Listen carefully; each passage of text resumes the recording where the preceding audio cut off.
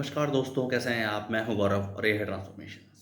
इस वीडियो में हम बात करेंगे ये किस तरीके से हमें एक नए तरीके का मीडिया चाहिए या ये नए तरीके का इन्वेस्टिगेशन मीडिया चाहिए या एक इस तरीके का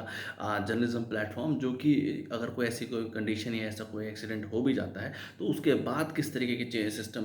में चेंजेस लाए गए या वो किस तरीके से लाए जा रहे हैं उनके ऊपर प्रॉपर रिपोर्ट करता रहे और डे टू डे बेसिस पे उसके अंदर किस तरीके की इम्प्रोवाइजेशन या इम्प्रूवमेंट्स हो रही हैं उन सबको लोगों को बताता रहे और किस तरीके के जो उनके रिप्रेजेंटेटिव हैं, जो उनके पॉलिटिशियंस हैं या एक तरीके से जो उस पर्टिकुलर एरिया को रिप्रेजेंट करते हैं, भले वो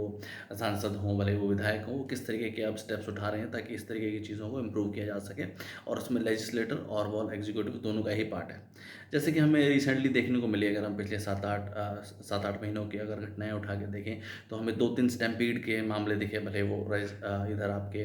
बेंगलोर में हो, जब आरसीबी टीम जो आईपीएल टीम थी वो जीती थी और उसके बाद किस तरीके से वो प्रोग्राम ऑर्गेनाइज़ करना था। उसके अलावा हमें कुंभ में इस तरीके की घटनाएँ देखने को मिली, भले ही वो प्रयागराज में हो, भले ही न्यू दिल्ली के रेलवे स्टेशन पे मिसअंडरस्टैंडिंग की वजह से लोगों की काफ़ी जानें गई है, स्टैम्पीड की घटनाएँ। या उसके अलावा एक्सीडेंट्स हैं, ये कुछ कुछ इस तरीके दुखद हैं कि हमारे देश की बेटियों के साथ अगर रेप हुआ या इस तरीके से मोलेस्टेशन के कोई केसेज़ हैं या और भी इस तरीके कोई अगर करप्शन का केस हमें देखने मिला रोड एंड इंफ्रास्ट्रक्चर के अंदर या और भी कुछ भी इस तरीके के चेंजेस या कोई भी ऐसी कोई दुर्घटना हमें देखने को मिली, तो उस दुर्घटना होने के बाद या उस तरीके के एक्सीडेंट होने के बाद फिर क्या किया गया या सिस्टम में किस तरीके के चेंजेस लाए गए या सिर्फ और सिर्फ उसको रिपोर्ट करके छोड़ देना ही सॉल्यूशन नहीं है। उसको उस पर्टिकुलर इंसिडेंट को तो रिपोर्ट करना ज़रूरी है ही है, बट उसके बाद सिस्टम में किस तरीके की